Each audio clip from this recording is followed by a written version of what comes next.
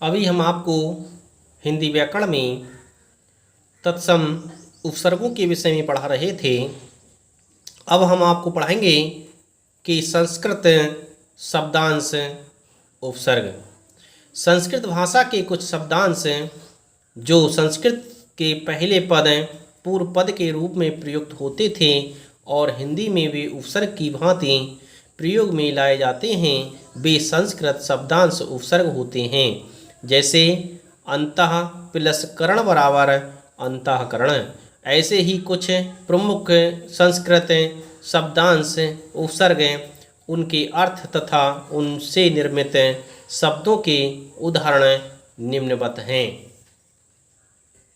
जैसे आ शब्दांश का अर्थ होता है बिना, निषेध या हीन अर्थ में। जैसे कथनीय मूल शब्द में यदि हम आ संस्कृत शब्दांश जोड़ते हैं तो नया शब्द बनता है अकथनीय।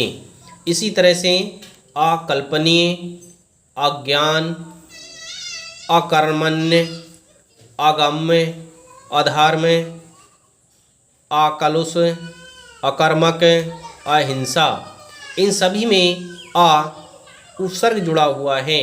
इसी तरह से अगला है अंतर या अंतः।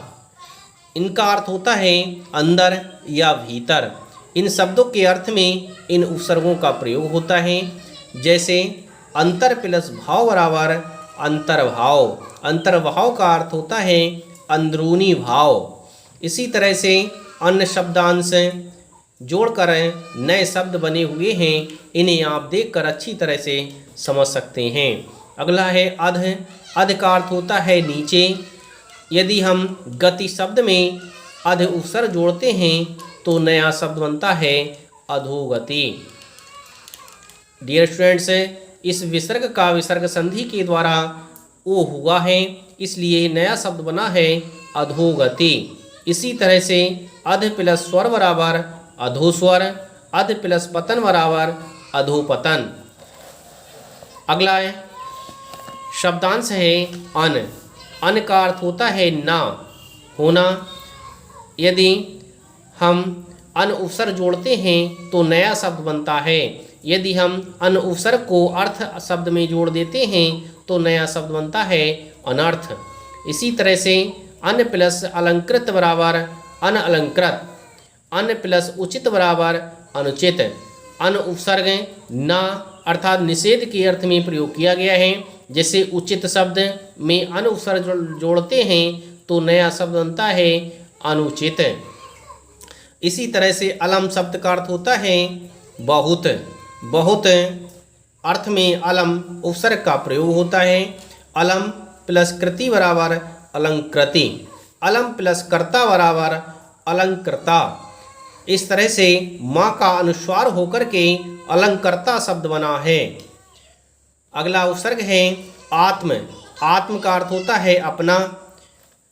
इससे अर्थ बनते हैं आत्म प्लस कथा बराबर आत्मकथा, आत्म प्लस व्यथा बराबर आत्मव्यथा। इस तरह से आत्म उपसर्ग को जोड़कर निम्न शब्दों का निर्माण कर लिया जाता है। अगला शब्दांश है ऊपरी।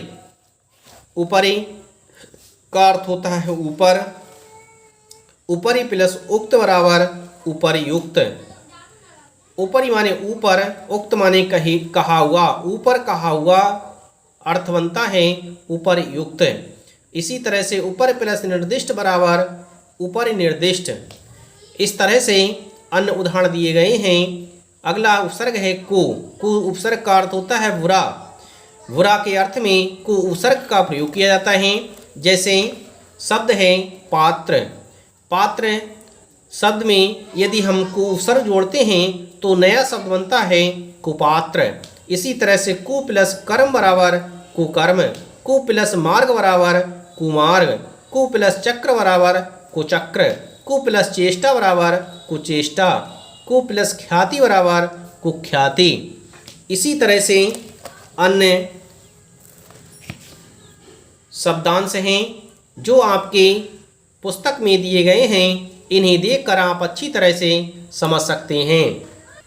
अगला शब्दांश है तत्, तत् शब्द का अर्थ होता है उस या उसी। तत् उपसर्ग जोड़कर निम्न शब्द बने हैं। अगला है तिरस, तिरस तिर जिसका अर्थ होता है गायब। इस तरह से निम्न शब्दों का निर्माण हुआ है। अगला उपसर्ग है पुनर, पुनर का अर्थ होता है दोबारा, फिर या पुनः। इस तरह से इस उपसर्ग जोड़कर निम्न शब्दों का निर्माण हुआ है। अगला उपसर्ग है पुरा, पुरा का अर्थ होता है पहले या पूर्व। इस उपसर्ग को जोड़ करके निम्न शब्दों का निर्माण किया गया है।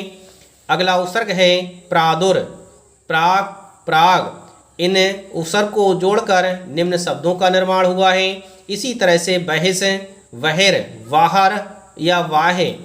इस उपसर्ग को जोड़कर निम्न शब्दों का निर्माण हुआ है। सत, सत का अर्थ होता है सच्चा या अच्छा।